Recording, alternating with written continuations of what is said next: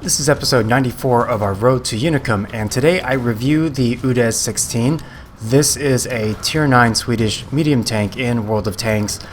In the prior two episodes, I reviewed the Tier 8 UDES 14.5, and the last episode was on the UDES 15.16, the Tier 10, and the playstyle between the Tier 10 and Tier 9 are virtually identical, but a number of you had requested that I review the Tier 9, so we're going to take a look at this tank in a pair of lengthy battles where our team manages to come from behind. And so we're going to look first at this Malinovka battle and then also Abbey. Now, their M41 went to a bush that I love going to from the south spawn. That is the G6 bush. If you're going to make a run of that bush, what you need to do is stay low in the riverbed and then come up directly into the bush, and ideally not even drive all the way into the bush, but just enough so that you can peek through the top of your turret to spot opponents, right? Because when you're in that position, you're not there to use your gun, because if you do that, you're going to get counter spotted and most likely get wrecked. Our T100 went to that bush from our side, the E4. It's a fantastic place to spot, help your team get early damage. The other place I'd like to go spot on this map is over by the D7 ridge. Okay, so the Tier 9, a couple things. First of all is you lose 5 kilometers of top end speed compared to the Tier 8. So the Tier 8 has solid top speed of 55 kilometers an hour. However, the Tier 9, that drops down to 50. And 50 for a medium tank really isn't that good. This tank isn't particularly mobile, right? And so as a consequence, I end up not playing as aggressively as I do in other medium tanks, especially ones such as the RU mediums that have a good turret and have meaningful mobility. And this is not to say that the UDES 16 is slow, it's just that if you get yourself in a sticky situation, it's going to take you a while to get out of it. You just got to keep that in mind.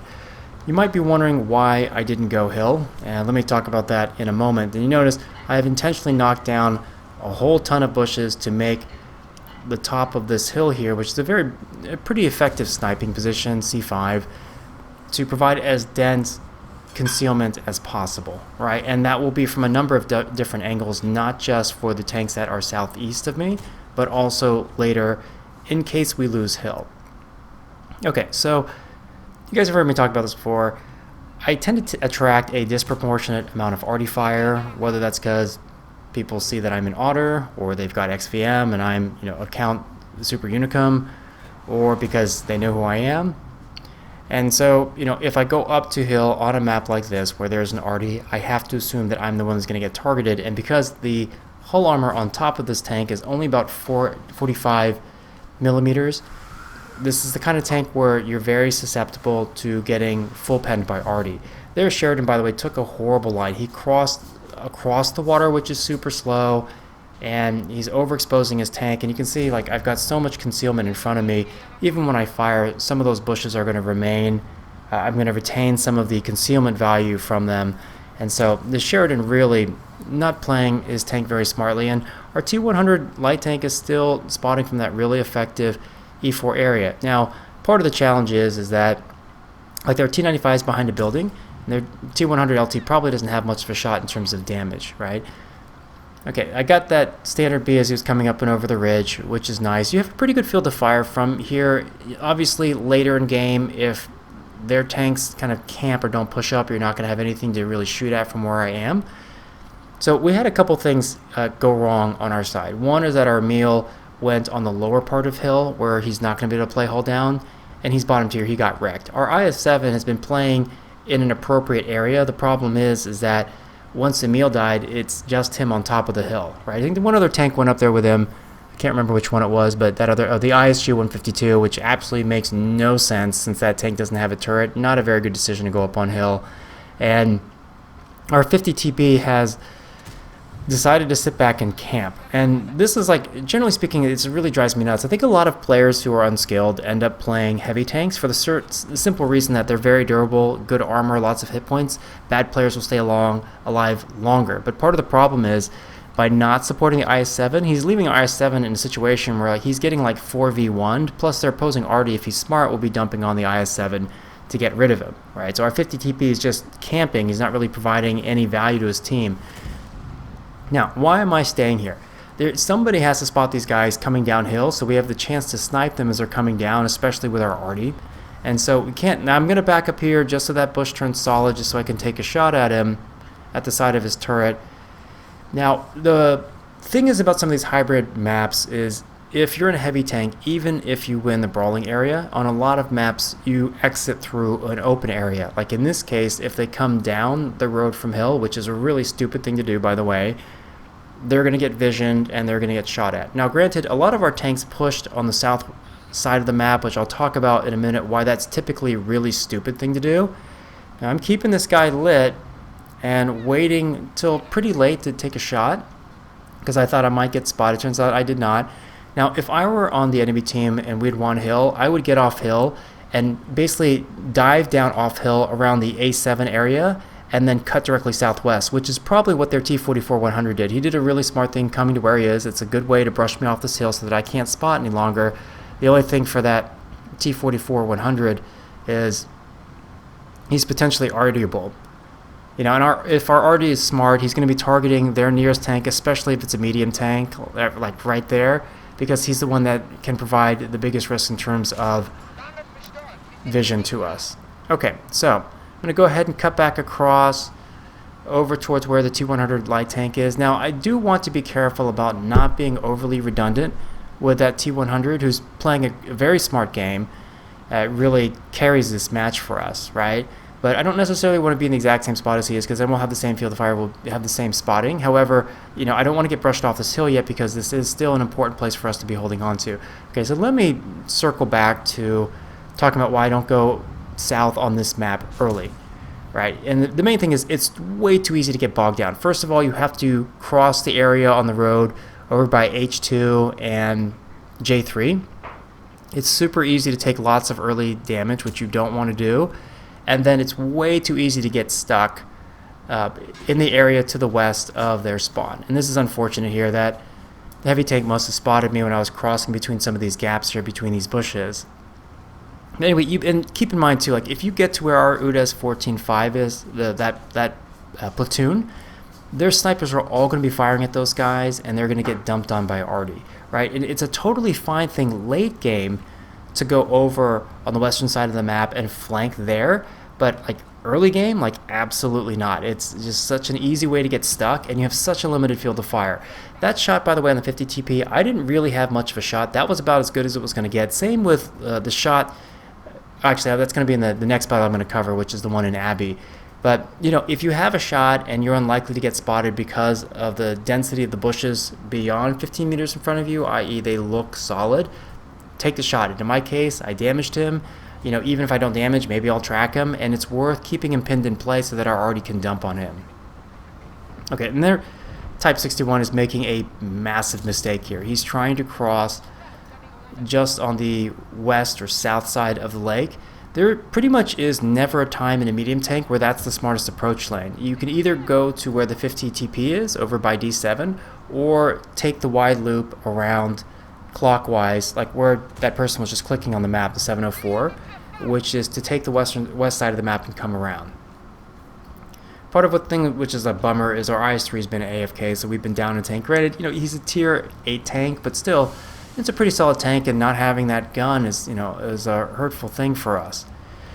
So their 50 TP finally goes up and over the ridge. I would have done this earlier if I were him, because by driving, you can see he rushed me into a difficult shot. You know, if he's peeking up and over a ridge, then I can try to shoot him as he's cresting it, but once he comes up and over and he's moving, it's going to be hard to hit that moving target in his lower glacis. Okay, so he's getting really close. I don't want to get spotted because he's going to be too close to me, and so I'm going to move into this tree line first and kind of stay in a way where I'm heading in a vector away from the 50 TP. Keep in mind too, this tank has really good camouflage, and he's on the other side of that little ridge, so he can't see me yet. And then by the time he comes onto the side of the hill where he could now physically, like we could shoot at each other, I'm too far where he's not going to be able to spot me. And then notice I'm going to drive just a little bit further, make sure there are bushes in between us right here, and take my time aiming in and then put that sweet kill shot right through his front drive wheel. The other reason why I'm pivoting over to this area is because I know that their 113 was last spotted in this area, so we want to see if we can get him lit, hopefully get some arty fire, maybe cover fire from the 50 TP, and I put one shell into the 113, which is a really helpful thing to do. So now we've worked him down to about 1400 hit points. Notice he didn't spot me, right? So I got that first shot advantage because this tank has excellent camo, and then I'm going to get a second first shot advantage right here as he's cresting up and over the ridge, because I know his vector, I know the direction he's coming in. He doesn't necessarily know what I'm doing, but there I'm able to work in a second shot, and then he really has no choice but to come after me, right? But by doing so, he's giving up his rear to that 50 TP and to the arty, and I'm going to get another first shot advantage there as he goes up and over the ridge, and unfortunately for me, he does manage to hit me snapshotted. And that's one of those things where that was always going to be a risk, right? But I had enough hit points because I've been, mostly playing the vision game and being careful about my exposure, where I could survive that shot and it's okay. And originally I was zigzagging here. I was afraid of getting counter shot by their arty, but as it turns out, our T100 had made the run all the way down. What I was talking about earlier. Oh man, he just drowned. The T100 made that loop around the southwest area of the field because it was thinned out. He could safely do so, and he went and he took out their arty. The T100 though, I think he's probably stuck because he's concerned about. I think he's sitting in cover because he doesn't want to get spotted, which is fine. He can sit and wait. We're in the driver's seat now because his 50 TP has full hit points, right? As long as, there is the chance that we could draw this game. The 50 TP just completely, his name is very appropriate. I'm a noobster, and because he's been playing so selfishly. Yes, he helped me kill the 113, but he basically let our heavies die on hill unassisted, which is super frustrating. But our chance of winning at this point is probably 90%, 95%. Just because they're not going to kill the 50 TP. He's got too much hit points, and I'm not going to give them the opportunity to hit me twice. And this is great since we've got him spotted.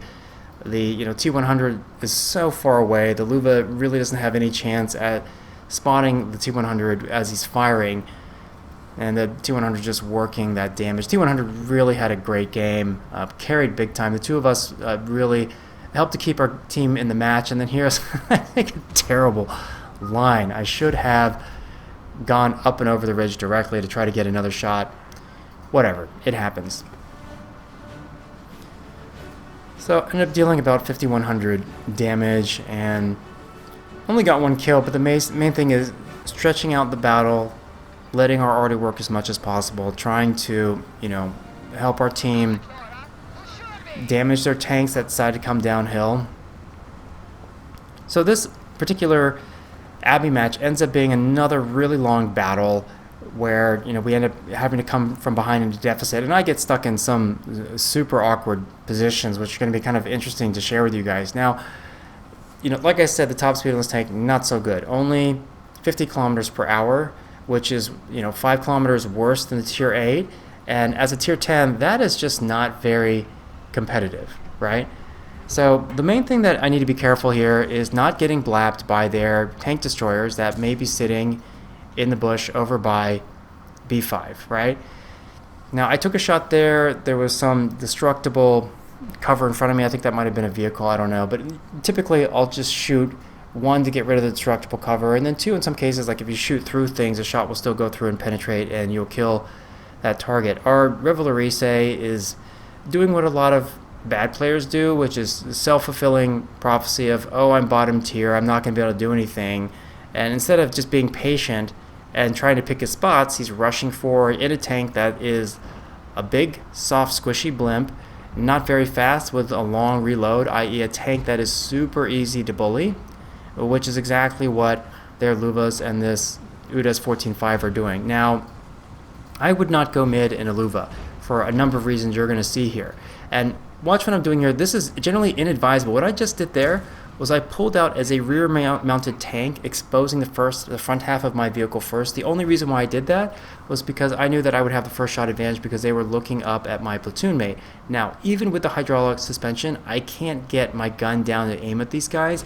I don't want to risk taking damage, but what I can do is spot for those two tanks that are behind me, the Sriv TD as well as the IS-3, and their Luva just fired and he got stunned. So I'm going to go ahead and move up here, try to get a shot in his lower plate. All right, that doesn't go. Still worth taking the shot. And their Luvas, basically, that Luva just got absolutely obliterated for pushing down this area. And part of the problem is why you don't want to push, especially in a bottom tier slow heavy. This is going to sound so obvious, but he's going to get visioned, right? And he can't even see the IS-3 and Striv 103 that are firing at him. Right, okay, so part of what's kind of scary here, so you can see right there, their E4 just missed me, right? And so he's been sitting over by E2, and the problem is we don't have control of the western side, so the E4 can sit there unopposed, and there's bushes along those gaps in the rocks if he wants to shoot east, so he's going to get the first shot advantage on me most likely.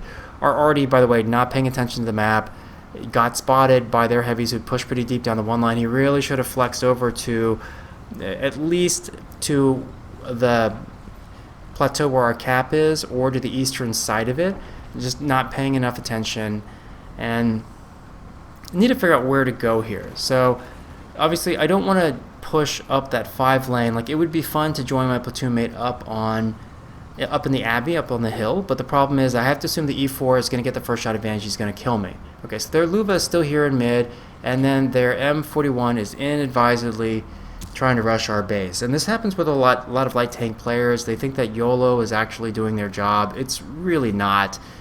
For that matter, a similar tank on our side, the M41D, you're going to see him later just make a series of horrible decisions. But okay, so what to do? I can see that their Leo is available for some shots because he's kind of pushing out in the open along the 6-7 lane. So if I get here quick enough in the corner, I might be able to catch him before he ducks in behind the building. So okay, that's a really nice shot, and it is super helpful, you know, to have that 390 alpha, which is, you know, better than average for mediums of this tier.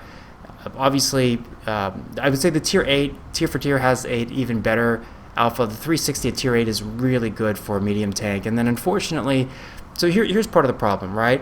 I rotated counterclockwise to shoot at that leopard, right?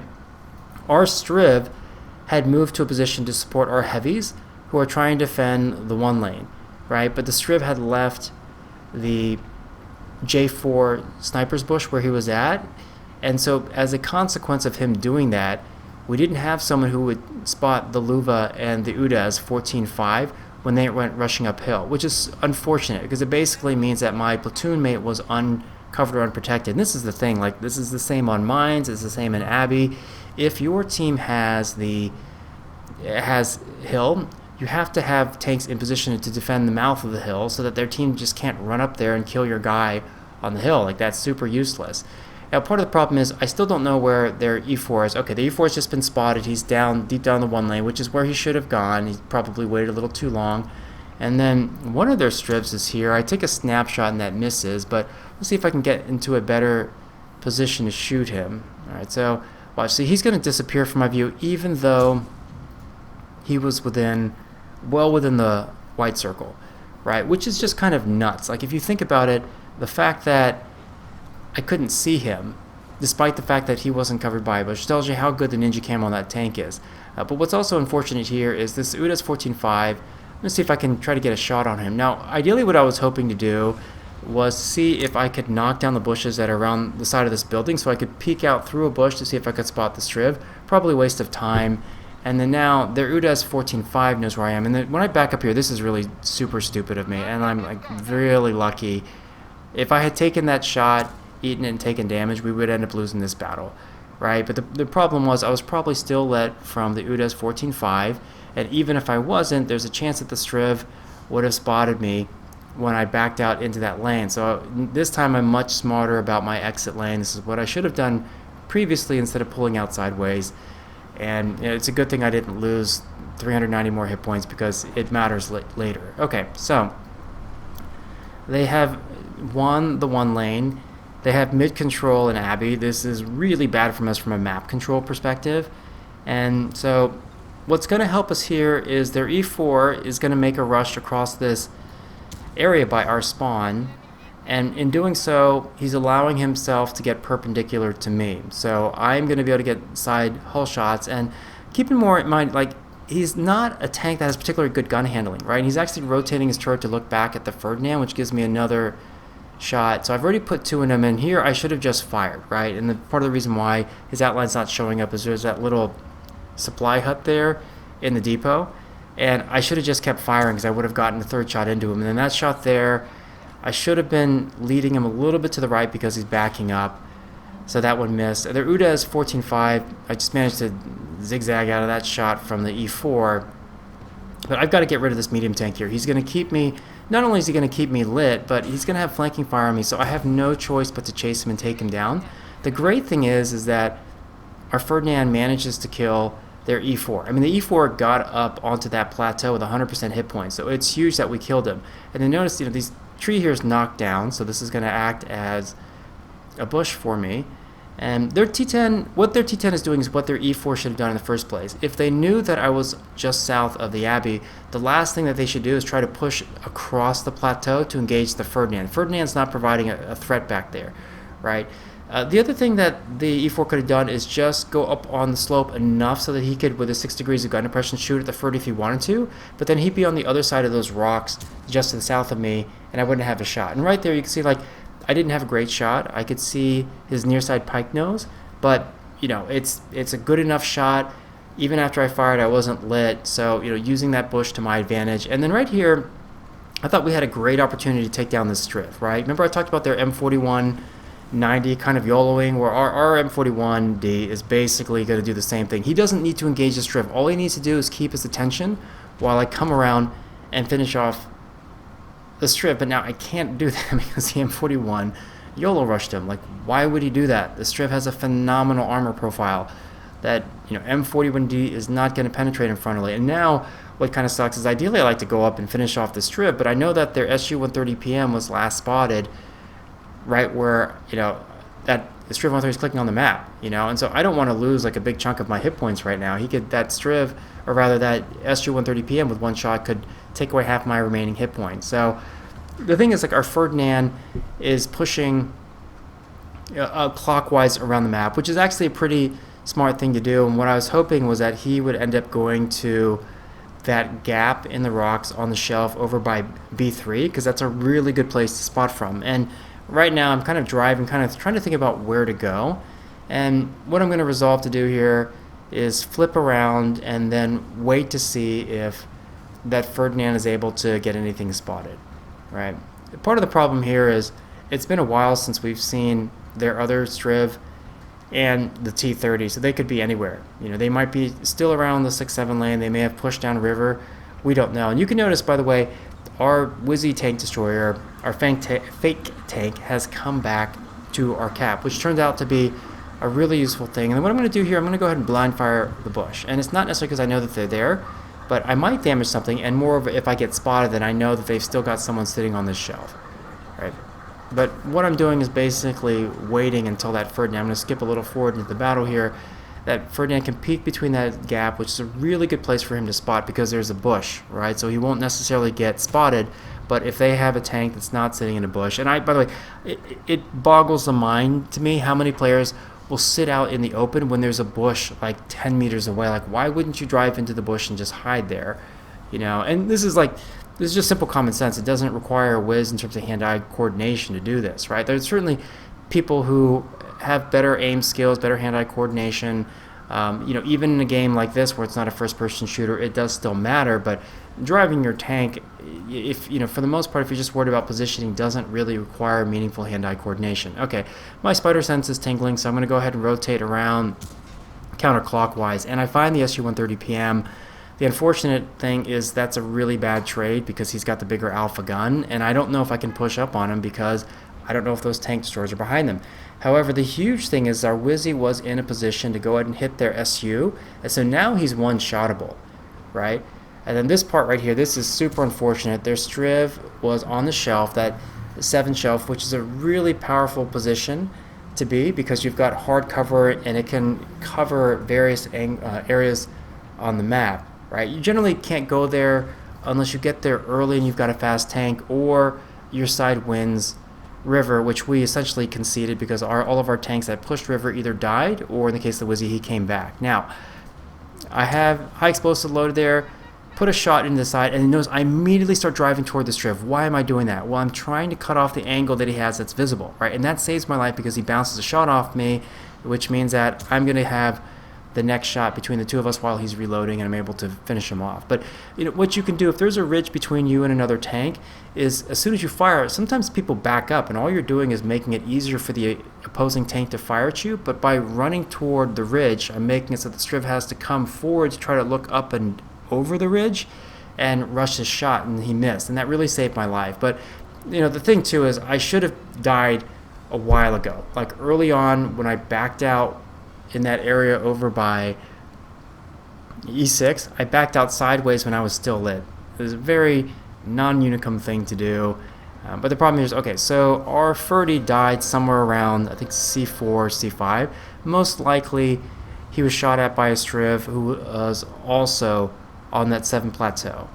All right, but we don't have a lot of time. Now, I could try moving north on the 5 lane. I want to get up to Abbey because it's a very good lookout position because it can view so many different areas of the map. But I don't want to just push up the road north toward Abbey, because if there is a sniper back there, he's going to have plenty of time to spot and shoot me. So what I do instead is cut across, so I go perpendicular, right? And so if you've ever seen, this happens to me all the time, I'll see tanks cut up onto Abbey that, going from west to east, but they cross over so quick, you only have like a second to try to fire at them. And if you're not already pre-aiming there, it's a tough shot. Okay, so notice as soon as the SU-130 PM is, I pick it up on the mini-map and rotate over to the side. Already, this is really good news for us. So the SU did finally decide to push south down the 7 lane, and I need to get over here and help our Wizzy. And our Wizzy also has their Striv 103B spotted. You can see he's just dropped out of his stationary mode, siege mode, and that actually wasn't a particularly good shot. I mean, I should have been aiming about 2 meters to the right, but whatever, I get the kill shot. And then the Wizzy, he and I are both rushing against the clock now. We've got to find that T30. It would be a shame to see this comeback spoiled by a draw. The Wizzy's totally doing the right thing. He's going to rush up the 8 lane. This game is not going to get determined by a cap. It's going to be, we either draw or we manage to find him and kill him, right? And so I thought he might have been somewhere down in the 7 lane. He's not there. And so the best guess that I can make now is simply to go to the place where he was last spotted, right? That's over by B8. And it turns out he's still there. And, initially I wasn't sure whether or not he was AFK. He hasn't spotted me yet, right? But here you can see, even after firing, he's not showing any reaction at all, which is a total shame for their team to lose like this, literally in the very last second of a 15-minute match, because he either got disconnected or he went AFK. But whatever, it worked out well for us. A very awkward battle because we had conceded so much map control. There was not a lot of things that I could do, but thankfully I was able to stay alive long enough for our team to be able to make the comeback. So thanks to the 5 of you who joined recently as patrons, and let me know the questions and comments you guys have for this video. Take care.